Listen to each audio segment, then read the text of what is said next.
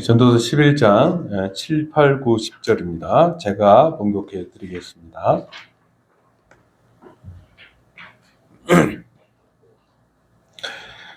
빛은 실로 아름다운 것이라 눈으로 해를 보는 것이 즐거운 일이로다. 사람이 여러 해를 살면 항상 즐거워할지로다. 그러나 캄캄한 날들이 많으리니 그 날들을 생각할지로다. 다가올 일은 다 헛되도다. 청년이여, 내 어린 때를 즐거워하며 내 청년의 날들을 마음에 기뻐하여 마음에 원하는 길들과 내 눈이 보이는 대로 행하라. 그러나 하나님이 이 모든 일로 말미암아 너를 심판하실 줄 알라. 그런즉 근심이 내 마음에서 떠나게 하며 악이 내 몸에서 물러가게 하라. 어릴 때와 검은 머리의 시절이 다 헛되니라. 아멘. 네.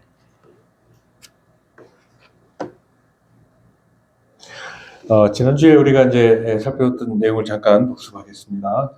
11장 5절, 6절을 우리가 지난주에 살펴봤는데요. 자, 바람의 길이 어떠함과 아이벤 자의 태에서 뼈가 어떻게 자라는지를 내가 알지 못함 같이 만사를 성취하시는 하나님의 일을 내가 알지 못하느니라. 그렇게 말했습니다. 여러분, 이제 이 구절의 핵심은 뭘까요? 우리가 하나님의 일을 다 알지 못한다 하는 것이죠. 못한다. 다 알지 못한다. 그러나 또 한 가지 사실은 뭐냐면 하나님께서 이 세상의 모든 일을 성취하시는 분이시다라고 하는 것입니다.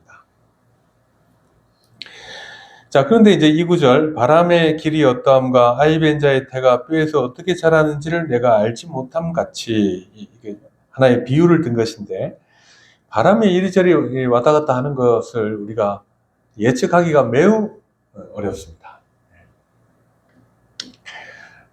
그래서 이제 기상청이 예보를 해도 우리는 한 50% 정도는 잘 안 믿잖아요.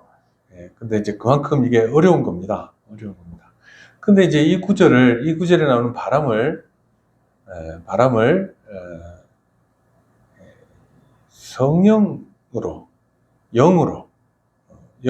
성령이 아니라 영으로 해석할 수 있거든요. 바람이란 말은 같은 두 가지 의미가 있으니까. 자, 그렇게 했을 경우에 영이라고 하면 이 구절은 온전히 사람의 존재론적 문제를 말하는 것이 됩니다. 왜 그러냐면 인간의 인간됨은 하나님께서 그의 영혼을 창조하셨다는 데 있기 때문입니다. 그러니까 우리가 이제 잉태됐다라고 할 때 그것은 단순히 이제 겉으로 드러나는 그 생물학적인 어떤 문제이기 이전에, 그러니까 여기서부터 이제 달라지는 거예요. 하나님의 형상이라는 거 있죠. 하나님의 형상. 그러니까 다른 동물들하고 사람은 다르다라고 하는 것이고, 그래서 여기서 바람이 길이 어떠함 같이라고 하는 말을 영으로 하게 되면 하나님께서 태아에게 잉태할 때 그 아이에게 영혼을 넣어주신다. 하나님께서 넣어주신다. 그리고 그 영혼은 어디서 왔냐면 하나님의 창조로 생겨난 것이다 라고 하는 것입니다.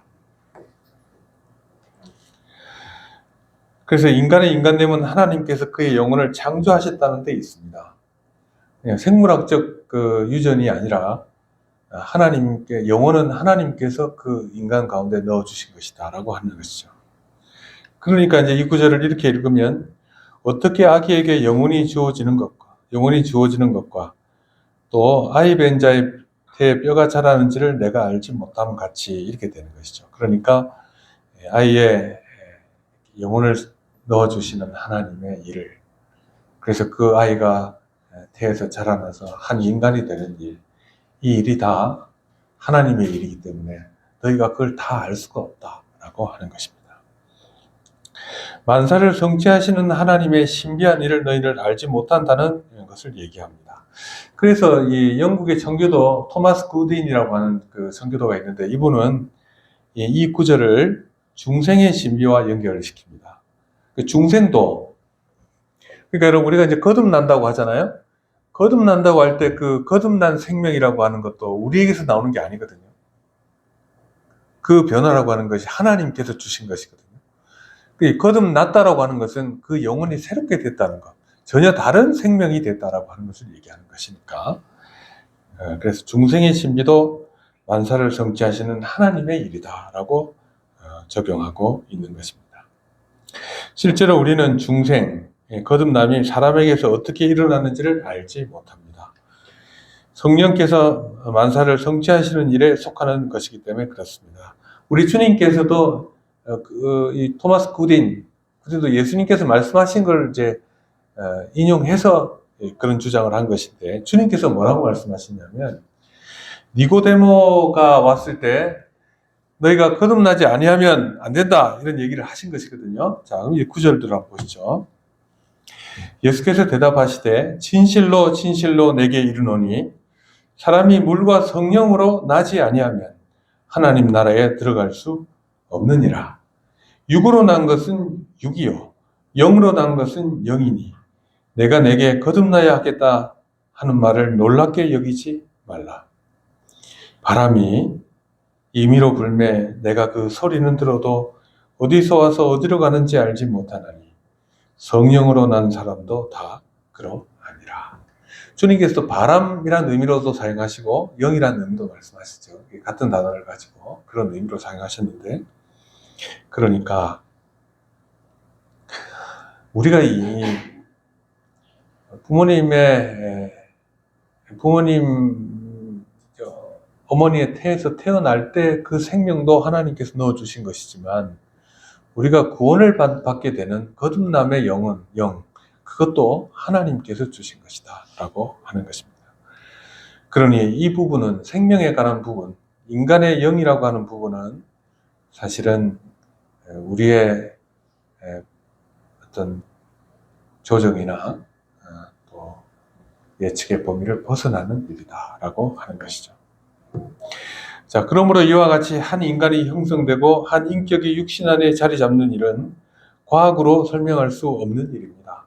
물론 생리학적으로야 다 규명이 됐다라고 하고, 그러니까 뭐 우리 보니까 우리 애기 태어날 때 보니까 의사 선생님들이 잘 하죠. 그건 뭐 그렇다 치더라도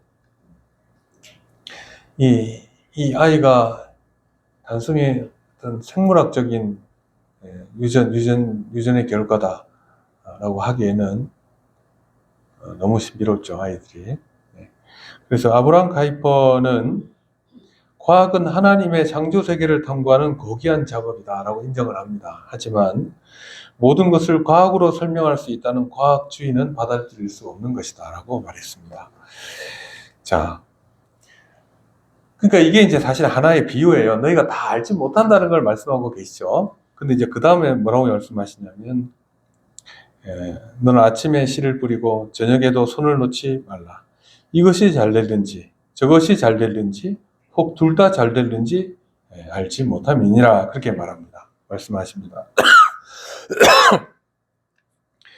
그러니까 인간의 삶에 대해, 우리가 살아가는 삶에 대해서 우리 모르는 것이 너무 많아요. 당연히 여러분 오늘 이제 예배 마치고 가다가 어떻게 될지 모르죠. 그죠? 몰라요. 그래서 모르는 미래를 알아내고 또 보장을 받으려고 하지 말고 어떻게 하라는 얘기죠? 여러 기회가 있을 때마다 붙잡음으로써 하나님을 신뢰하고 그분의 섭리적 역사심에 참여하는 자가 되라 하는 말씀입니다. 여러분, 아침에 씨를 뿌리죠? 아침에 콩을 뿌려요. 저녁에는 뭘 뿌리냐요? 팥을 뿌립니다. 그렇죠? 그러니까 기회 있는 대로 뿌리라는 거예요. 그래서 이제 나중에 거둘 때 이 콩이 풍작이 될지, 팥이 풍작이 될지, 그 다음에 둘 다 풍작이 될지, 또 마지막으로 뭐가 있죠? 둘 다 흉작이 되어 망할지, 그게 모른다는 얘기예요. 근데 모든 것이 하나님의 손 안에 있으니까 그걸 믿고 우리는 어떻게 해야 된다고요? 삶의 모든 순간에 열심히 살아야 된다. 열심히 살고 계십니까, 여러분? 여러분 일을 하잖아요, 여러분 직업들이 있잖아요. 그거 할 때 즐거워해야 돼요. 즐거워해야 돼요. 이걸 통해서 하나님께서 뭔 일을 하신다는 거예요. 여러분 생애 가운데. 자, 결과를 알아야만 움직이겠다고 하는 것은 일종의 기복신앙입니다.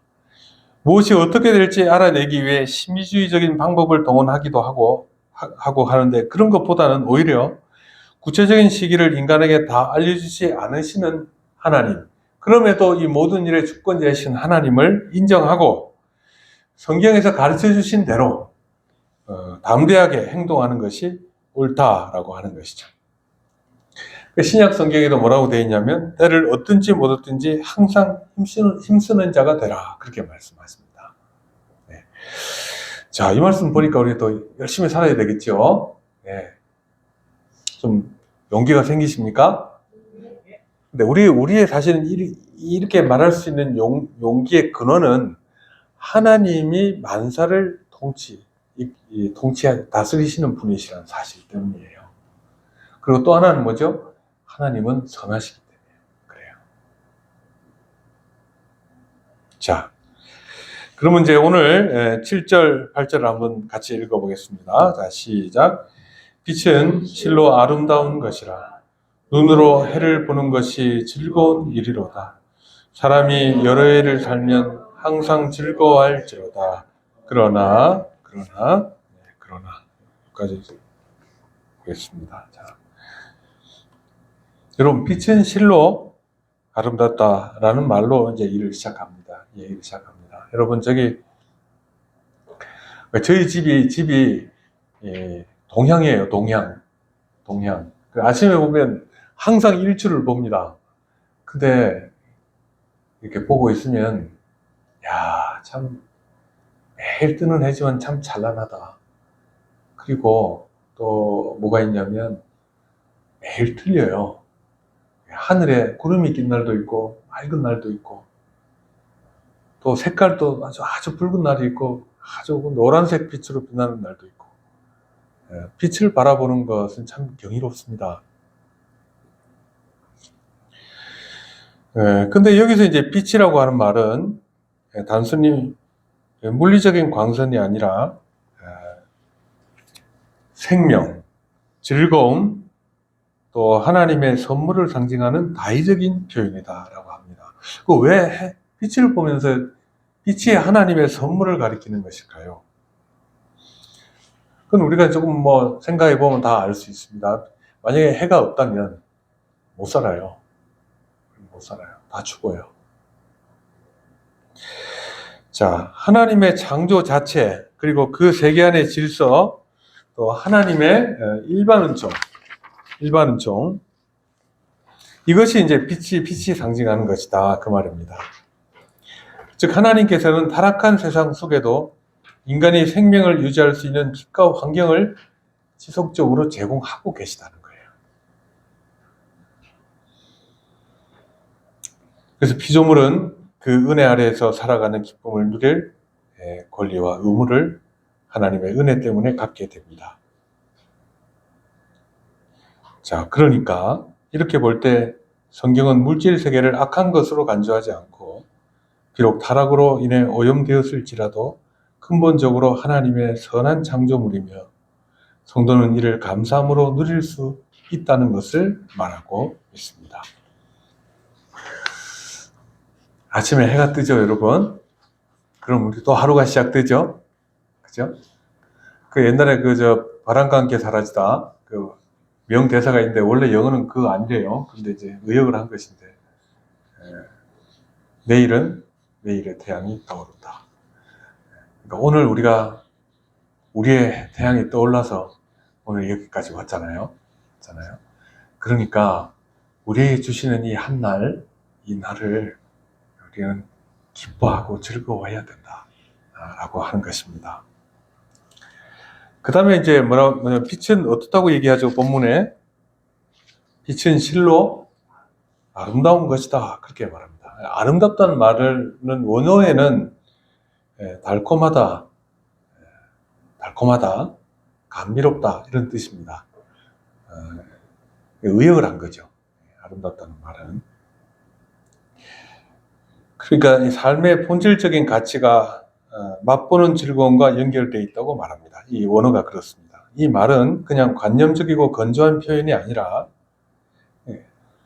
꿀을 맛보는 것 같은 실제적이고 감각적인 기쁨을 말한다라고 하는 것입니다. 그냥 그 시적으로 오늘 또 태양이 떠올랐구나 이런 것이 아니라 삶 자체는 우리가 경험할 수 있는 즐거움들이 가득한 곳이다 그 말이에요. 삶이라고 하는 것은 우리가 맛볼 수 있는 많은 것들이 있다. 예.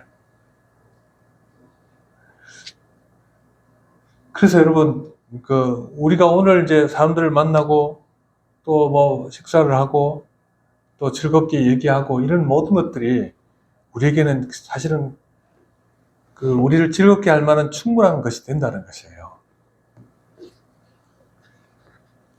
제가 이제 지난주에 울산에 우리 갈보리 목사의 모임이 있어가지고 갔거든요. 갔는데, 저희 강장로님 아시죠? 여러분 아시는 분도 아시죠? 예. 푸른교회 좀, 날씬한 장로님 계시잖아요. 그죠? 예. 자이언트 정 말고. 예. 그분이 이제 같이 이제 식사를 하고, 양산에 있는 산 중턱에 옛날에 가축 키우던 것을 밀어가지고 커피숍을 만들었어요. 그래가지고 거기 딱 올라가서 이렇게 내려다보니까 멋있잖아요. 옆에 이제 이번에 처음 모신 목사님 계셨는데, 같이 얘기를 하다가 장로님이 하나님께서 주신 것, 먹는 것, 보는 것, 이것이 다 하나님의 복입니다. 이렇게 얘기하니까 옆에 목사님이, 그 목사님 좀 아주 날씬해요. 그러니까 위장에 병도 많고 그랬다고 그래요. 그때 이제 하나님이 주신 걸 먹고 이 좋은 거 구경하고 이게 하나님 주신 복인 줄은 내가 생각을 못했습니다. 그래 얘기하더라고요. 그래서 나는 아는데 우리 전도서 해가지고 다 아는데. 근데 우리 한번 생각해 보세요. 오늘 기대가 되시죠, 여러분? 예. 근데 저도 이제 생각해요. 그냥 뭐 또 한 날일 뿐이다. 이렇게 생각하면 재미가 없어요. 우중충해요. 근데 가만히 생각해보면 꼭 그렇지 않다는 거예요. 네. 자, 그래서 이것은 꿀을 맛보는 것과 같은 실제적이고 감각적인 기쁨을 아름답다는 말은 말하는 것입니다. 그러므로 빛은 달콤하다는 표현은 인생은 좋은 것이다. 인생은 참 많은 기회들이 있는 것이다. 많은 즐거움들이 있는 것이다. 라는 이제 긍정적인 표현이다. 그 말입니다. 또 이것은 전도서를 관통하는 허무의 정서 속에서도 계속해서 드러나는 숨겨진 긍정의 요소들을 가리킵니다. 이게 뭐냐면 말이 이제 어렵게 되는데, 여러분 항상 헛되도다 하면서도 또 뭐라고 얘기해요? 네가 하나님께 주신 몫인 줄 알고 즐겁게 먹고 마시라. 이게 계속 나오죠. 예. 왜 그럴까요? 우리의 삶에 있는 여건들은 하나님께서 주신 많은 은혜 가운데 있다는 것이에요. 이미 신불신 간에 다. 해안에서 신자들은 구속의 은혜뿐 아니라 햇빛과 공기, 노동과 음식 등 일반 은총의 영역에서도 하나님의 선하심을 맛보아야 한다. 나는 교회 있는 게 좋아요. 직장 나가는 건 죽기보다 싫어요. 이건 잘못된 거예요, 여러분. 직장에 가면 나 괴롭히는 상사들이 있을 수 있죠? 없나요, 여러분? 있죠? 네, 있어요. 그거 어떻게 받아들여야 될까요? 저런 사람들이 있으니까 저런 사람들이 나중에 하나님 벌 받는 거 보면서 기뻐할 수도 있고 네, 벌 받는 말이 너무 가혹했는지 모르지만 삶에는 여러 굴곡이 있다는 걸 또 경험하는 것도 즐거움이에요, 여러분. 지나고 나면 즐거움이에요. 네. 자, 그 다음에 눈을 해로 보는 것이란 말이 있죠. 뭐라고 돼 있죠? 눈으로 해를 보는 것이 즐거운 일이로다. 그렇게 돼 있죠.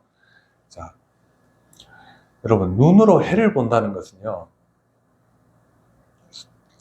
그건 우리가 이제 살아있다라고 하는 것의 다른 표현입니다. 죽었으면 해를 못 볼 거 아니에요. 그죠? 그래서 살아있음 자체를 나타내는 구약 성경의 관용적 표현입니다. 더 나아가 이 말은 하나님의 통치를 목격한다. 내가 눈을 뜨고 해를 바라본다는 것은 하나님의 다스리심을 내가 보고 있는 것이다 하는 의미도 있습니다.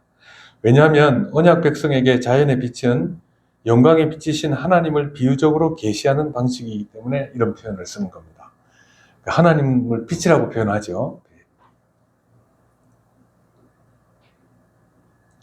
자, 그러므로 이 일은 인간에게 즐거운 일이 되어야 합니다. 반면에 이 구절은 그와 반대로 염세주의적 태도로 세상을 등지고 도피하는 행위에 대해서 경종을 울립니다. 자, 그러니까 참된 경건은 수도원적인 은둔이 아니라 빛이 쏟아지는 삶의 현장에서 창조주를 기억하며 중요합니다. 기억해야 돼요. 그 달콤함을 누리는 것이기 때문에 그렇습니다.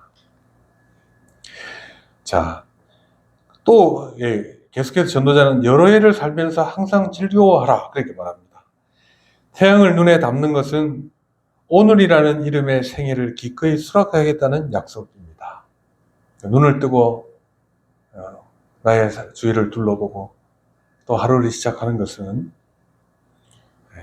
나의 생애, 이 오늘이라는 것을 이제 수락하겠습니다.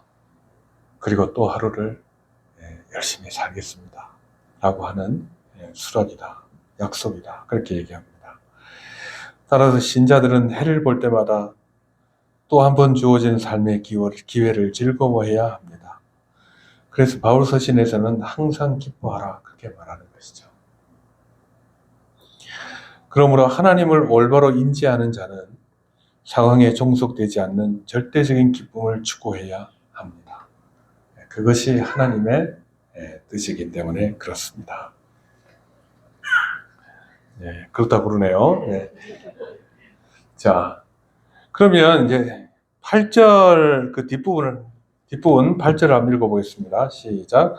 그러나 캄캄한 날들이 많으리니 그 날들을 생각할지로다. 다가올 일은 다 헛되도다. 여러분 이럴 줄 알았죠? 이럴 줄 아시죠? 좋게 나가다가 꼭 이렇게 된다 그렇게 생각하시죠? 근데 이게 뭐냐면 이것도 긍정적으로 바라볼 수 있습니다. 그러나 라는 접속사는 여러분이 경험하는 현실의 그 엄혹함, 가혹하고 엄중함으로 사람을 인도합니다. 캄캄한 날들이 많으리니 그 날들을 생각할지로다 라고 했는데 기쁨의 명령은 캄캄한 날에 대한 기억과 함께 있을 때 비로소 어떻게 된다고요? 건전성을 얻게 됩니다. 캄캄한 날은 두 가지로 해석되는데 하나는 노년의 쇠약함과 또 삶에 받는 고통의 날들을 말합니다. 그래서 이제 12장에 넘어가면 이제 늙은 사람들이 어떻게 늙어가는지 그걸 여러분 알 수 있습니다. 여러분 저도 이제 60이 넘어가니까 내가 늙었다 하는 걸 알아요.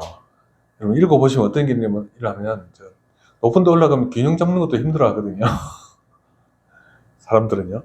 노인들은 이제 이런 노인의 때 그게 이제 캄캄한 날들이라고 얘기를 할 수 있습니다. 또 다른 하나는 뭐냐면 궁극적인 깜깜한 날이에요. 그게 뭐냐면 죽음 이후 곧 수월에 머무는 기간을 말합니다. 수월은 이제 죽음 이후의 세상이죠. 세상에 머무는 기간을 말합니다. 일반적으로 이 두 가지를 다 취할 수 있지만 궁극적으로는 피할 수 없는 죽음의 때를 말하는 것으로 보는 것이 옳습니다. 왜냐하면 하나님께서 긴 수명을 허락하신다고 해도 사람은 결국 죽으니까요. 결국 인간은 죽음이라는 긴 터널을 통과해야 하기 때문에 현재의 기쁨은 한시적인 기쁨일 수밖에 없습니다. 자, 그런데요. 요 8절 말씀을 쭉 보면 굉장히 우울해질 것 같은데 사실은 그런 의도는 아닙니다. 전도자는 죽음을 기억하는 삶은 우리를 우울하게 만드는 것이 아니라 오히려 현재의 삶을 더 밀도 있고 가치 있게 만들게 한다고 말합니다. 왜냐하면 죽음을 기억하는 지혜로운 자는 죽음을 앞에 둔 이 세상의 삶이 덧없음을 극복하는 유일한 길이 하나님께서 주신 현재의 풍복을 기쁘게 받아들이고 그 안에서 성실히 살아가는 것이라는 것을 알기 때문에 그렇습니다. 그러니까 이 세상을 즐겁게 살자, 누리자, 행복하게 살자 이렇게 말하는 것이 사실은 우리가 지금까지 살펴본 바로는 공허한 것이거든요. 근데 죽음이 온다는 것을 알고 있는 사람, 그리고 그 너머의 세상이 있다고 생각하는 사람, 그것이 하나님의 우리를 향한 하나님의 부르심이고 구원의 완성이고 이라는 것을 아는 사람이라고 하면 이 세상의 삶도 즐겁게 살 수 있다는 거예요. 근데 그게 뭐냐면 반대도 있죠. 반대도 뭐냐면 어차피 죽을 거 뭐 이 세상 천국 가서 살면 되지 뭐 여기서 뭘 열심히 사냐 이렇게 생각할 수도 있으나 그게 아니란 얘기죠, 여러분. 우리는 이 세상에서 언젠가는 이 세상을 떠날 것이지만 그것도 하나님의 일이고 그 이후의 일도 하나님의 일이다 라고 하는 것을 아는 사람은 그러면 이 세상 살 동안에 내가 어떻게 살아야 될지를 깊이 생각한다는 거예요. 하나님께서 주시는 삶을 어떻게 해야 된다고? 일단은 누려야 돼요. 즐거워해야 돼요. 자, 이렇게 생각할 수 있죠. 만약에 그것이 필요 없는 것이라고 하면, 이 세상을 누리는 것이 하나님의 뜻이 아니라고 하면 하나님께서 우리를 구원하셨으면 이 세상에 내버려 두실 이유가 없죠. 바로 데려가시면 되죠. 그죠? 그래 안 하신다는 거예요. 그렇다고 하면 이 세상의 삶 속에 우리가 기쁨을 누리고 행복하게 살아갈 수 있는 방법이 있다. 그건 하나님을 신뢰하는 것이죠. 자, 이 구절을 통해 죽음이 다가오고 있음을 알므로써 우리는 이 세상에 마음대로 사는 것이 아니라 오히려 우리는 사소한 것에 집착하지 않고 영원한 가치를 지닌 기쁨을 추구하며 살게 된다는 것입니다. 따라서 이 기쁨은 자기적인 것, 쇼하는 것처럼 또 위선적인 것이 아니라 죽음을 기억하는 자가 의지적으로 받아들인 거룩한 의무로 그 의무를 깨닫고 행함으로부터 오는 기쁨이다 라고 하는 것이에요. 그러니까 신자들은 무조건 즐거워해야 돼. 그게 아니란 말이에요. 그런 게 아니란 말이에요. 자,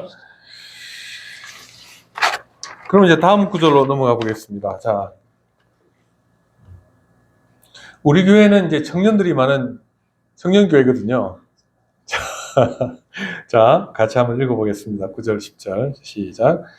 청년이여, 내 어린 때를 즐거워하며 내 청년의 날들을 마음에 기뻐하여 마음에 원하는 길들과 내 눈이 보는 대로 행하라.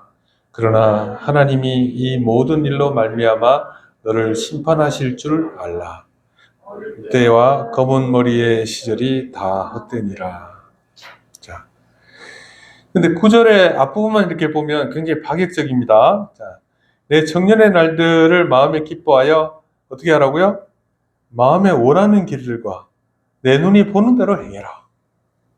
네 마음에 원하는 대로 해라 하는 거예요. 네가 보는 대로 행해라. 이 말은 어찌 생각하면 방종을 조장하는 말일 수 있습니다. 율법에는 반대로 얘기하기 때문이죠. 율법에는 이제 여기 민수기 해놨는데 이 술은 이제 이 수술 같은 거 말해요. 옷에 달려있는 술. 술은 너희가 보고 여호와의 모든 계명을 기억하여 준행하고 너희를 방종하게 하는 자신의 마음과 눈의 욕심을 따라 음행하지 않게 하기 위함이다. 이렇게 얘기했습니다. 그러니까 율법에는 음행하지 마라, 방종하지 마라 이렇게 얘기를 하는 것이죠. 그럼 이것과 반대되는 얘기입니까? 이렇게 생각하는 겁니다. 할 수 있습니다. 그런데 전도서는 인간의 자발적인 기쁨과 창조주께서 부여하신 욕구의 정당성을 대담하게 주장합니다. 그래서 너는 마음에 원하는 길들과 내 눈이 보는 대로 행해라 이렇게 말하고 있어요. 누구에게? 특별히 청년들에게. 네. 우리 경희자매는 청년에 들어가요? 국가에서 청년이라고 합니까? 그 융자 같은 거 해주는 거? 아, 중년이네요, 이제. 아유, 예. 세월 빠르네요.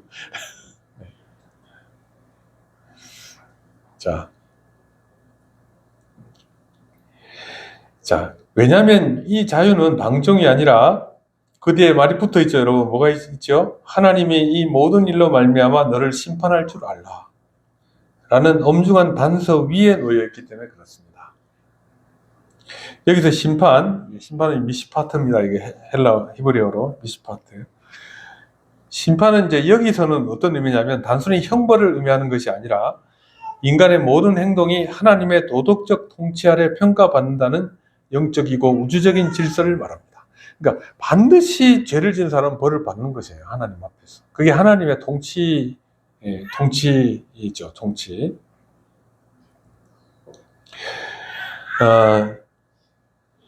공포를 조성하려는 것이 아니라 이게 원래 이런 것이라는 거예요. 세상은. 궁극적인 책임이 따름을 상기시키기 위한 경계석과 같은 것이다. 심판이라는 말은. 그러니까 청년 시절의 자유가 자율적인 방종이 아니라 다율적인 책임 아래 있음을 분명히 말합니다. 그러니까 넌 마음대로 살아. 하고 싶은 걸 해. 근데 하나님께서 네가 한 일에 대해서 심판하시는 건 맞아. 그건 아무도 벗어날 수 없어. 그 얘기입니다. 그럼 여러분 어떤 생각이 드시죠? 그럴 줄 알았어. 반감이 생겨요. 아유, 네, 아유 싫어. 이렇게 생각할 수 있는데 여러분 하나님의 심판과 우리의 자리가 있잖아요. 이 사회는 많은 공간이 있어요. 우리가 누리고 행할 일들은 널려 있어요, 여러분. 하나님의 심판에 저촉되지 않으면서 할 수 있는 일들도 많이 있다는 거예요. 여러분. 자, 그 박윤선 박사는 제가 졸업한 합신을 만들 때 하여튼 핵심이 되셨던 교수, 유명한 성경학자십니다. 자, 이 구절을 박윤선 박사님은 젊음의 에너지를 적극적으로 활용하라는 긍정적인 명령이라고 해석합니다. 긍정적인 거다. 하나님은 인간에게 젊음이라는 선물을 주셨고 이를 누리는 것은 죄가 아니라고 합니다. 그러니까 여러분, 젊음을 누리는 거 죄가 아니에요. 네, 목사님 그래 안 해도 누리고 있어요. 이렇게 말하는 사람이 있겠죠. 네, 걱정하지 마세요. 걱정 안 합니다. 저도. 네. 그러나 단 심판이라는 전제를 둠으로써 그 자유가 방종이 아닌 책임이 있는 자유가 되도록 제안하신 것이다. 그 말이에요.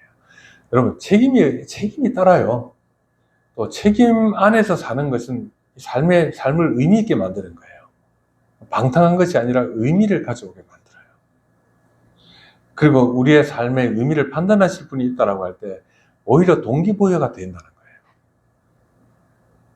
칼빈은 인간의 본성이 약함을 인정하면서도 하나님이 주신 자연적 은사를 누리는 것 자체를 정죄하지는 않았습니다. 그러니까 여기서 우리가 이제 말하고 싶은 것은 뭐냐면 신자들은 아무것도 하면 안 돼. 그게 아니라는 겁니다. 그게 아니라는 거예요. 우리는 뭐 여행도 할 수 있고 여러 경험들을 할 수도 있고 공부도 할 수 있고 그죠? 사업도 할 수 있고 그러니까 하나님께서 주신 재능을 가지고 또 일반 은총 가운데 많은 일들을 행할 수 있다는 거예요. 근데 뭘 기억해야 되죠? 하나님께서 심판하신다. 하나님께서 판단하신다는 거. 그럼 그게 오히려 동기부여가 돼요.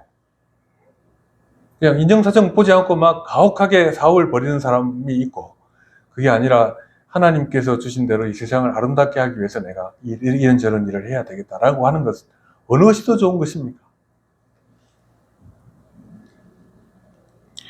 자, 그러니까 여기 이제 칼빈 얘기 다시 계속해서 따라서 이 구절을 통해 청년이 억압된 금욕주의에서 벗어나되 하나님의 앞에서의 신전의식 안에서 절제된 기쁨을 누릴 것을 권면합니다. 신전의식을 말하면 하나님 앞에서 사는 거. 따라서 여기서 말하는 청년의 기쁨은 하나님 앞에서 누리는 기쁨이어야 합니다. 여러분 이게 없으면 신자가 아니죠, 여러분. 신자가 아니죠. 쾌락주의도 금욕주의도 아니다. 쾌락주의도 아니고 금욕주의도 아니다. 그리고 제3의 길을 가는 것이다. 균형 잡힌 길. 중도의 삶이며 올바른 균형 속에 서만 의미 있는 삶을 살 수 있다는 것을 아는 것이다. 그래서 여러분, 중도라는 게 중요해요. 그래서 칼빈도 신령파도 있고 개톨릭도 있는데 비아 메디나라 그래가지고 메디아라 그래가지고 중도 얘기를 택했거든요. 그러니까 양쪽에 잘못된 길을 따르면 안 되고, 그러나 좋은 것은 취하면서 중도를 취한다는 거죠. 우리는 하나님의 망치가 떨어질 것이라는 두려움 때문에 아무것도 하지 못하는 것은 하나님의 뜻이 아님을 알아야 합니다. 오히려 그리스도께서 십자가에서 정죄를 담당하셨으므로 청년은 심판받을 줄 아는 지식을 가지고 더욱 담대하게 그리고 거룩하게 삶을 개척해야 합니다. 실제로 하나님께서 보고 계시며 훗날 셈하실 것을 아는 청년은 은밀한 곳에서 정직하며 자신의 즐거움을 거룩하게 관리합니다. 이런 청년에게 심판의 예고는 청년의 즐거움을 억압하는 족쇄가 아니라 쾌락을 영원한 가치로 승화시키는 촉매제가 된다라고 하는 것이죠. 그러니까 여러분, 기독 청년들은 다 하나님이 누구신지를 먼저 알아야 돼요. 하나님은 선하신 분이고 좋은 분이에요. 그러니까 하나님을 무섭게만 보고 아무것도 하지 않겠다고 하는 것은 달란트 비유에 한 달란트 받은 사람과 똑같은 행동이다, 그 말이에요. 심판관계 또 하나의 경계석은 여러분, 어릴 때와 검은 머리 시절이 뭐라고 얘기하죠? 다 헛되다, 그렇게 얘기합니다. 젊은 시절이 헛되다고요? 이렇게 생각할 수 있죠. 여기 헛되다는 의미는 이 문맥상으로 보면 빨리 지나간다, 그런 뜻이에요. 빨리 지나간다.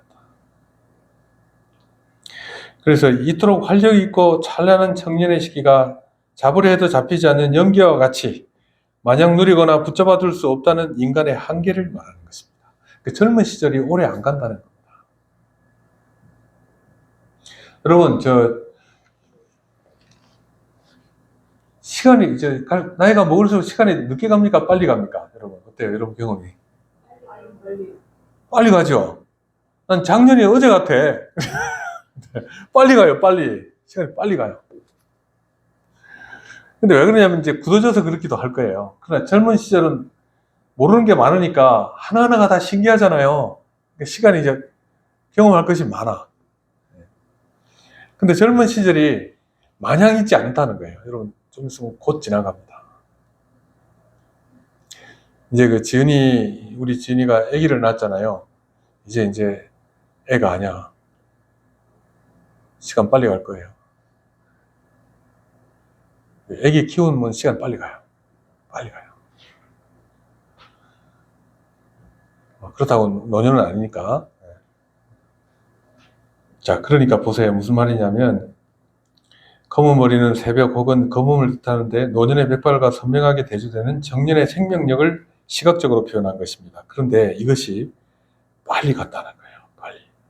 손으로 잡을 수 없다는 겁니다. 그래서 처음에는 이게 손으로 잡을 수 없다는 의미가 첫 번째 의미고, 헛되다는 의미가, 두 번째는 청년기가 가치 없다는 말이 아니라 이 시기가 연기처럼 빠르게 지나간다는 걸 말합니다.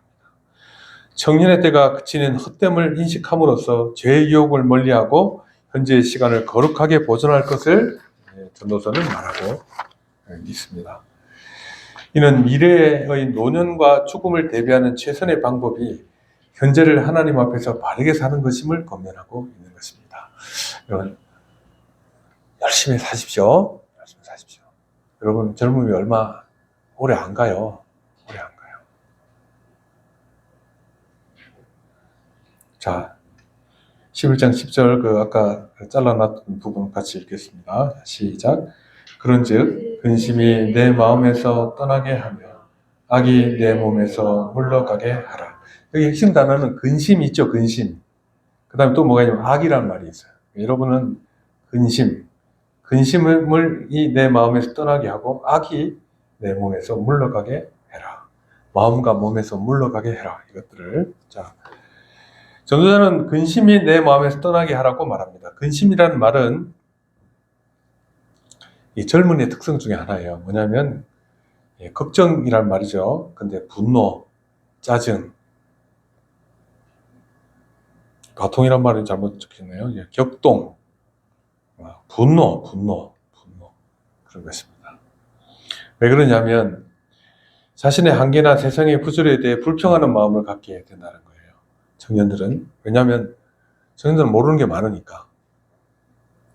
또 청년의 때에 확실한 미래로 인해 겪는 불안과 스트레스, 불확실한 미래로 인해 겪는 스트레스와 불안으로 볼 수 있습니다.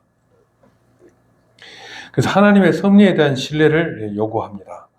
하나님이 주관자이심을 믿지 못할 때 청년은 세상과 비교해서 분노하거나 미래에 대한 염려로 현재를 망칠 수가 있습니다.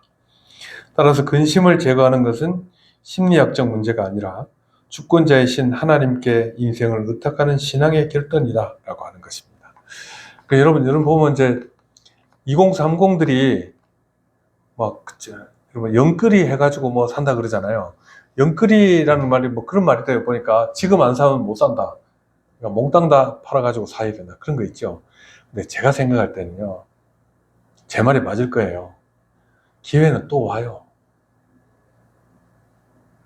또 옵니다, 여러분. 걱정하지 마세요. 그리고 여러분들이 이제 보면 기성세대에 대해서 좀 분노하는 것도 있죠. 근데 여러분도 좀 있으면 기성세대가 돼요. 그러니까 이런데 너무 마음을 빼앗기지 말라는 거예요, 여러분. 무슨 말씀인지 아시겠죠? 예. 자, 그래서 이제 하나님을 신뢰하는 것이 이 문제를 해결하는 것이다. 이것은 냉소주의가 마음에 뿌리내리지 않게 하라는 경고로 해석할 수도 있습니다. 하나님이 주신 기쁨을 가로막는 마음의 독소를 제거할 것을 요구합니다. 여러분, 막 세상에 불만을 가지고 말이죠. 아유, 이 더러운 세상, 뭐 1등만 인정해주는 세상, 이렇게 사는 것이 여러분 유익이 안 돼요. 안 돼요. 그 시간에 여러분 오히려 여러분이 잘하는 것들을 찾아가지고 공부하고 발전시키는 게 더 나아요. 그 분노라고 하는 것은 굉장히 파괴적인 감정이에요. 그렇게 하지 마시라는 거예요. 근심이 내 마음에서 떠나게 하라. 그 말입니다. 또 하나는 뭐죠, 여러분? 악이 내 몸에서 물러가게 하라. 악은 도덕적 고통과 육체적 고통을 모두 포함하는 것입니다. 악은 도덕적인 문제인데 청년기는요, 여러분, 육체적인 정욕과 방탕함과 음란한 죄에 빠지기 쉽습니다. 그래서 여러분 삶을 정결하게 하십시오. 왜냐하면 여러분 장래를 생각하는 사람은 현재 자신의 몸을 잘 관리해야 돼요. 네. 그리고 의연해야 돼요, 여러분. 여러분 요즘 뭐 정치계나 이런 거 보면 막 나중에 뒤를 파니까 이상 막 학교 폭력도 나오고 다 나오죠. 그렇잖아요. 그 사람들은 자기 관리를 안 한 거예요. 그리고 의연하게 살지 못한 거예요. 불평불만하고 분노를 폭발시키며 산 거예요. 말하자면. 그래서 이제 음란한 죄에 빠지지 않도록, 또 정욕에 넘어가지 않도록, 욕심에 또 자포자기하지 않도록 해야 된다. 내 몸에서 물러가게 하라는 표현은 죄가 육체에 흔적을 남기며 거룩한 성전이 몸을 파괴하지 않도록 해라는 경고입니다. 또 실존적인 문제로서 몸을 혹사시키거나 건강을 해치는 무절제한 삶을 피하라는 지혜도 여기서 읽을 수 있습니다. 젊은 사람들 너무 혹사하지 마세요. 몸을 잘 관리하십시오. 청년의 활력은 유한하기 때문에 그 에너지를 낭비하지 말고 지혜롭게 보존하여 하나님을 위해 사용하라. 그 말입니다. 예. 오늘 하다 보니 이게 성경 설교가 아니고 그냥 이거 가지고 딴 데 가서 해도 될 것 같아요. 보니까. 그죠? 근데 근거는 뭐죠? 하나님이 보고 계시다는 거예요. 자, 결론입니다. 그러니까 여러분은 쾌락주의와 금욕주의, 기독교는 쾌락주의도 아니고 금욕주의도 아닙니다. 제3의 길입니다. 교회에서 두 양극단을 모두 경험하고 전도서의 진리를 몸소 체득한 인물이 있는데 그게 누구냐면 어거스틴이에요. 어거스틴, 아우구스티누스라고도 하죠. 어거스틴 얘기 많이 들어보셨죠? 그 엄마 얘기도 있죠. 이 어거스틴이 좀 방탕했어요. 젊었을 때. 20대에 혼외자를 낳았어요. 그 다음에 그 당시에 유행하던 이단들에 다 들어갔다 나왔어요.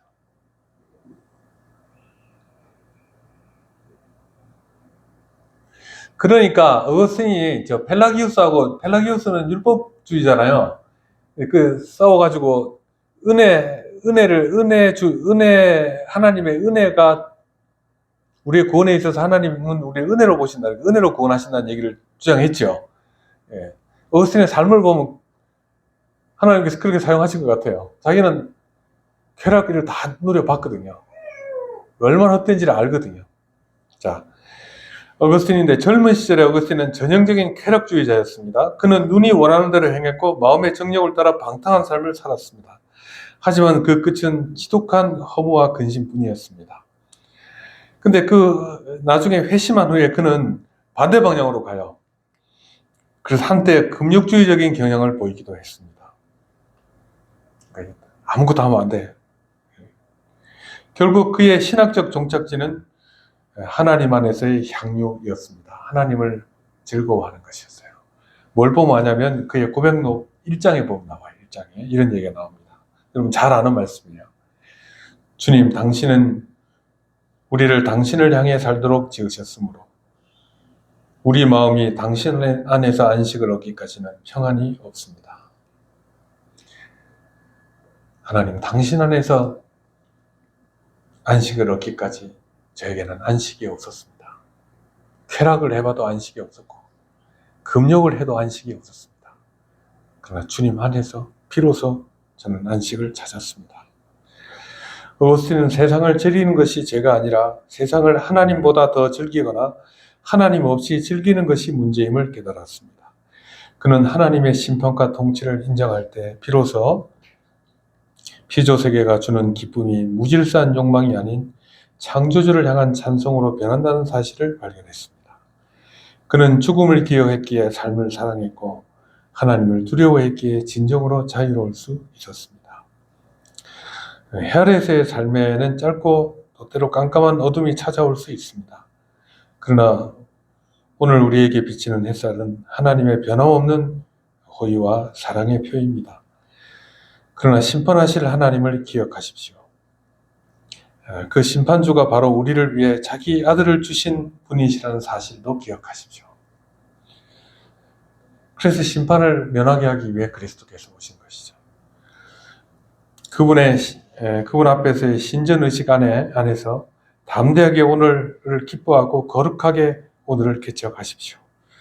그러나 만사를 성취하시는 하나님을 영화롭게 하는 유일한 길이 그것이 바로 하나님을 영화롭게 하는 유일한 길입니다. 그러니까 여러분 이제 오늘 말씀은 잘 보십시오. 신자의 삶의 어떤 그 틀이 보이죠, 여러분? 보이죠? 우리는 하나님을 신뢰하고 공의로우시고 정직하시고 또 우리에 대한 사랑을 갖고 계신 선하신 하나님 안에 사는 삶이 있어요.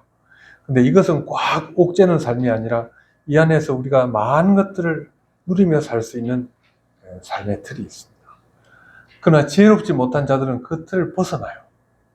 그러나면 그건 심판 아래 심판받는 삶이고 패망의 삶이고 멸망의 삶이고 절망의 삶입니다. 그러니까 우리는 기쁨을 추구하되 하나님 안에서 그 삶을 추구해야 된다. 그리고 그것은 충분히 우리에게 넘치도록 주는 기쁨과 만족이 있다라고 하는 것입니다. 주님, 우리가 하나님 안에서 안식을 찾기까지는 우리에게 안식은 없습니다. 기도하겠습니다. 하나님 아버지, 주님께서 오늘도 우리에게 해를 주시고 삶의 시간을 허락하신 것을 감사합니다. 오늘 하루를 여기 모인 교우들과 함께 즐겁고 행복하고 의미 있게 살아가게 하여 주시옵소서. 매일의 날들을 또한 그렇게 삶으로 참으로 하나님의 선하심과 또 사랑을 날마다 경험하면서 살 수 있도록 주님 도와 주시옵소서. 감사합니다. 예수님의 이름으로 기도하옵나이다. 아멘.